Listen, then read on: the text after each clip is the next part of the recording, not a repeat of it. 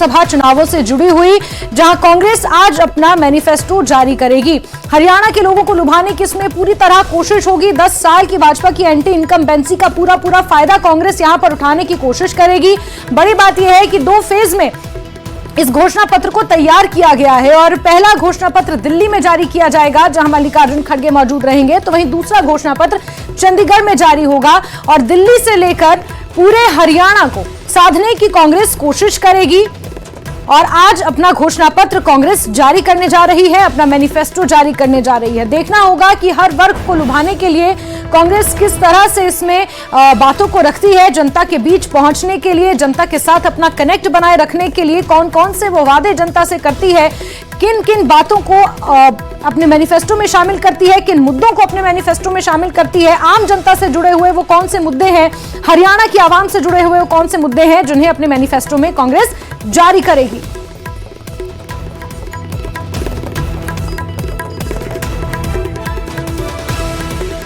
और चलिए सीधे रुख कर लेते हैं, हमारे सहयोगी रवि मिश्रा का इसी खबर पर जुड़ गए हैं। रवि, कितने बजे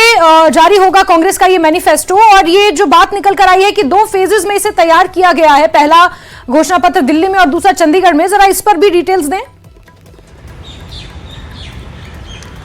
बिल्कुल, देखिए साफ तौर पर हरियाणा के आगामी विधानसभा चुनाव के मद्देनजर कांग्रेस आज अपना मैनिफेस्टो रिलीज करने जा रही है। इसे गारंटी कह लीजिए, उन वादों, उन इरादों की बात कह लीजिए जिसको लेकर कांग्रेस चुनाव में उतरने जा रही है, मैदान पर उतरने जा रही है। इसमें तमाम बातें होंगी जो चुनाव में कांग्रेस जनता को देना चाह रही है। वो बातें क्या होंगी, समाज से, जाति से, वर्ग से जुड़ी हुई वो तमाम चीज़ें जो कांग्रेस करना चाहती है जनता जनार्दन के लिए, उन तमाम चीज़ों का जिक्र आज कांग्रेस के राष्ट्रीय अध्यक्ष मल्लिकार्जुन खड़गे करने वाले हैं। दोपहर 2 बजे ये प्रेस वार्ता कांग्रेस के मुख्यालय में की जाएगी, जिसमें तमाम जानकारी उपलब्ध कराई जाएगी कि कांग्रेस किन इरादों और वादों के साथ चुनाव में उतर रही है। महिलाओं के लिए क्या कुछ होगा, युवाओं के लिए क्या कुछ होगा, जो किसान है, मजदूर वर्ग हैं, उनके लिए क्या कुछ होगा, जो बेरोजगार है, बड़ी बात कांग्रेस के पास एज इसलिए भी माना जा रहा है, कम से कम मैनिफेस्टो की घोषणा तक तो इस एज का जिक्र किया जा सकता है, क्योंकि भाजपा के खिलाफ सत्ता विरोधी लहर और 10 साल की एंटी इनकम्बेंसी है जो अमूमन किसी मौजूदा सरकार के खिलाफ चुनावों के समय होती है। ऐसे में कांग्रेस इस चीज को भुनाने की जरूर कोशिश करेगी, उन तमाम योजनाओं को जिनका लाभ भाजपा सरकार के समय में जनता तक नहीं पहुंचा है, उन योजनाओं को एक दूसरा रूप देकर कांग्रेस अपने कहीं ना कहीं मैनिफेस्टो में शामिल करने की कोशिश करेगी और लाभ लेने की तो जरूर यहां पर कोशिश नजर आएगी कांग्रेस की। बिल्कुल, देखिए यहाँ पे साफ तौर पे एक दिलचस्प बात यह है कि जो नेता है, जो पॉलिटिक्स है, पार्टी है, वो चुनाव में जिस तरीके से उतरते हैं तो मैनिफेस्टो लेके आते हैं कि हम आपको क्या देने वाले हैं, जनता जनार्दन हमें वोट देगी तो जनता को क्या मिलेगा। साफ तौर पर जनता इस पर पूरी नज़र रखती है कि ये जो पार्टी है, ये जो चुनावी वादे कर रहे हैं, क्या इनको अमल भी किया जाएगा। जिस तरीके से भारतीय जनता पार्टी ने 10 साल की सरकार चलाई है और जिन योजनाओं को उन्होंने धरातल पर कामयाब होते हुए दर्शाया है, दिखाया है, बताया है, क्या वो वाकई में हकीकत है या फिर कांग्रेस कुछ नया लेकर आएगी। क्या महिलाओं को किस सुविधाओं से नवाजा जाएगा, क्या उनको कोई स्कीम के तहत धनराशि दी जाएगी, क्या उनको कोई सुविधाएं, अलाउंस दिया जाएगा, किसानों के लिए क्या होगा। किसान वर्ग एक बहुत बड़ा वोट बैंक है हरियाणा में, किसानों को लुभाने के लिए कांग्रेस कोशिश करेगी, युवाओं की बेरोजगारी के मुद्दे को यहां पर लुभाने के लिए, उस मुद्दे को केटर करने के लिए कांग्रेस यहां पर कोशिश करेगी। महिलाओं का तो आपने जिक्र किया है कि महिलाओं को किस तरह से सहूलत मिले, वो भी कांग्रेस यहां पर कोशिश करेगी।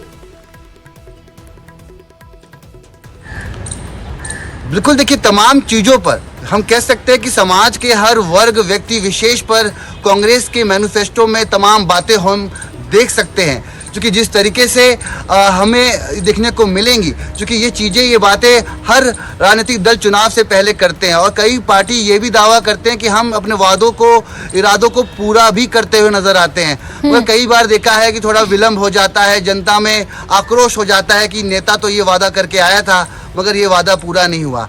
देखना दिलचस्प होगा कि आज कांग्रेस किस गारंटी, किन वादों के साथ उतर रही है। वो रवि, एक आखिरी सवाल आपसे लेना चाहेंगे, ये 2 फेजेस का क्या चक्कर है, 2 फेजेस में क्यों जारी होगा, पहले दिल्ली और फिर चंडीगढ़?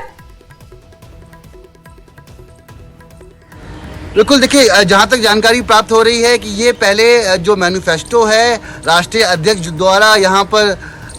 जो प्रकाशित किया जाएगा, रिलीज़ किया जाएगा, प्रेस कॉन्फ्रेंस कर वो इसकी जानकारी उपलब्ध कराएंगे। उसके अलावा इस जो मैनिफेस्टो को चंडीगढ़ में भी इस तरीके से लॉन्च किया जाएगा, क्योंकि हरियाणा में चुनाव है और चंडीगढ़ से जिस तरीके से संवाद किया जा रहा है, तमाम राजनीतिक दल जो खेमे हैं वो चंडीगढ़ में तैनात हैं और सक्रियता ज़्यादा है, तो दोबारा वहाँ पर ताकि जन जन तक ये पहुँच सके, शायद यही वजह है कि 2 जगह इसका स्थान किया गया है। अब देखना होगा कि इसमें क्या कुछ रहता है, मगर 2 बजे इंतजार रहेगा मल्लिकार्जुन खड़गे का कि वो हरियाणा के लिए क्या सौगात लेके आए हैं। यानी इसके पीछे ज्योग्राफिकल फैक्टर्स भी हम मान सकते हैं रवि, क्योंकि दिल्ली एनसीआर का, हरियाणा का कुछ इलाका दिल्ली एनसीआर में भी शुमार है, तो हो सकता है ये भी एक रणनीति रही हो कांग्रेस की। रवि, आप नजर बना के रखे, बहुत शुक्रिया जुड़ने के लिए हमारे साथ तमाम जानकारियों के लिए।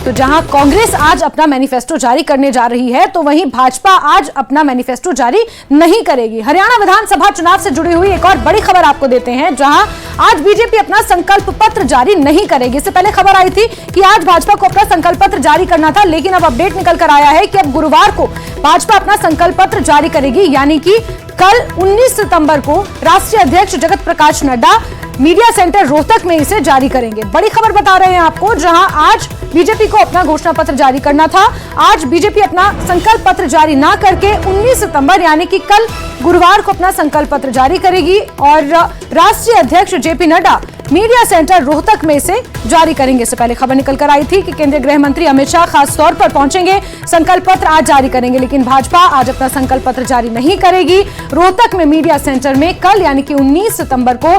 राष्ट्रीय अध्यक्ष जेपी नड्डा अपना संकल्प पत्र जारी करेंगे। धीरेन्द्र हमारे सहयोगी जुड़े हुए हैं रोहतक से हमारे साथ। धीरेन्द्र, बताएं इस तब्दीली के पीछे का कोई मुख्य कारण? देखिए, जेपी नड्डा की व्यवस्था थी, इसके चलते ये भारतीय जनता पार्टी ने फैसला लिया है। हालांकि कल सुबह गृह मंत्री अमित शाह के बारे में बताया गया था कि वो भारतीय जनता पार्टी का जो संकल्प पत्र है उसको जारी करेंगे, लेकिन बाद में देर शाम इसमें बदलाव किया गया और राष्ट्रीय अध्यक्ष जेपी नड्डा का नाम इसमें शामिल किया गया कि वो भारतीय जनता पार्टी का घोषणा पत्र जारी करेंगे। लेकिन कल देर रात फिर से इसमें एक बदलाव किया गया कि जेपी नड्डा आज यानी कि आज जो घोषणा पत्र भारतीय जनता पार्टी को जारी करना था उसको कल के लिए स्थगित कर दिया गया है। तो ऐसा नहीं कि कोई बड़ा कारण रहा है, सिर्फ एक वजह बताई गई है कि जेपी नड्डा जी बिजी हैं, इसलिए आज हरियाणा का घोषणा पत्र जारी नहीं करेंगे। कल रोहतक में ही होगा, हालांकि पहले भी रोहतक का ही वक्त दिया गया था, आज शाम का दिया गया था, लेकिन अब इसको कल सुबह तकरीबन 11 बजे के आसपास रोहतक के अंदर जो भारतीय जनता पार्टी ने मीडिया सेंटर बनाया है वहां पर इसका लोकार्पण किया जाएगा। जो मैनिफेस्टो कमेटी के चेयरमैन हैं ओपी धनखड़, हालांकि 2019 में भी इन्हीं को जिम्मेदारी मिली थी हरियाणा का घोषणा पत्र तैयार करने की, वो भी मौजूद रहेंगे। हरियाणा के मुख्यमंत्री और प्रदेश अध्यक्ष मोहन लाल बड़ोली ये सब इस दौरान मौजूद रहेंगे और भारतीय जनता पार्टी अपना विजन पेश करेगी जनता के सामने कि पिछले 10 साल में उन लोगों ने क्या क्या संकल्प लिए हैं, क्या कितनों को पूरा कर पाए हैं और आने वाले अगले 5 साल के लिए उनका क्या प्रारूप है जनता के सामने, वो क्या क्या वायदे करने जा रहे हैं और क्या क्या काम करेंगे। तो ये संकल्प पत्र भारतीय जनता पार्टी इसलिए अपने घोषणा पत्र को कहती है, इनका ये कहना है कि हम सिर्फ घोषणा नहीं करते, एक संकल्प होता है और उस संकल्प को पूरा करने के लिए कहीं कारण ये तो नहीं, तारीख बदलने का कारण ये तो नहीं कि कांग्रेस अपना आज घोषणा पत्र जारी कर रही है, मैनिफेस्टो जारी कर रही है और भाजपा इंतजार करना चाहती हो, देखना चाहती हो कि कांग्रेस किन वादों के साथ जनता के बीच जा रही है और फिर उन वादों का काउंटर या उन वादों की काट निकालने के लिए या उन वादों के एक्सटेंशन के साथ कहीं ना कहीं जनता के बीच जाना चाहती हो, संकल्प को लेकर जनता के बीच जाना चाहती हो?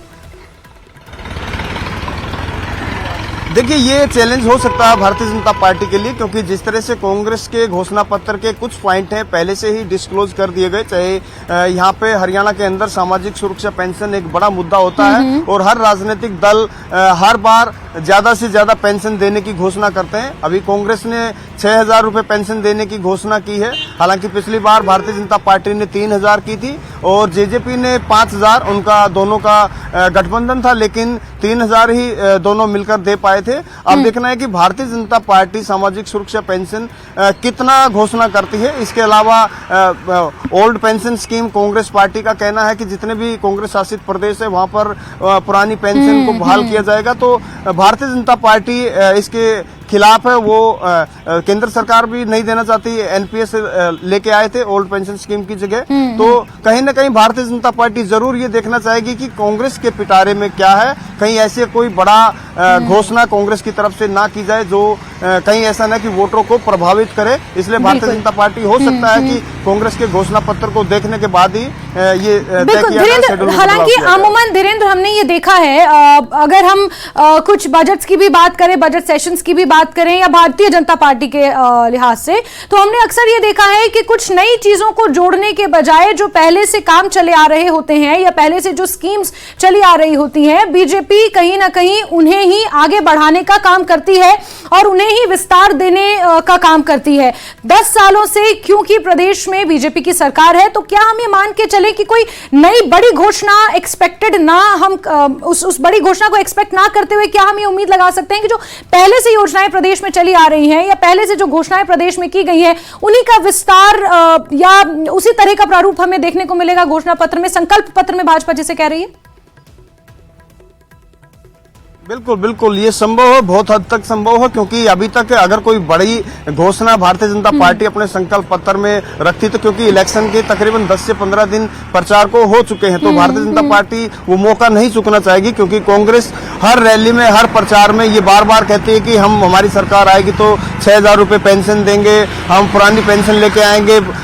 500 रुपए का सिलेंडर देंगे, 300 प्रति माह बिजली की यूनिट फ्री देंगे। तो ये कुछ प्रमुख बातें हैं जो कांग्रेस हर अपनी जनसभा में प्रयोग करती हैं, लेकिन भारतीय जनता पार्टी की तरफ से अभी ऐसा कुछ डिस्क्लोज नहीं किया गया। अगर इतनी कोई बड़ी शायद भारतीय जनता पार्टी के संकल्प पत्र में कोई घोषणा होती तो जरूर इसका जिक्र इन रैलियों और जनसभाओं में होता। हालांकि बार बार अभी जितने भी भारतीय जनता पार्टी के नेता हैं वो ये जरूर अपने भाषणों में शामिल कर रहे हैं कि गरीब, किसान, युवा और महिला पर हमारा फोकस रहेगा। हालांकि किसानों को लेकर भारतीय जनता पार्टी पहले ही घोषणा कर चुकी है, प्रदेश की 24 फसलों को एमएसपी पर खरीदने की बात की जा रही है। तो कहीं ना कहीं मुझे नहीं लगता, जैसे आप कह रहे हैं, मैं इससे इत्तेफाक रखता हूं कि शायद भारतीय जनता पार्टी के पास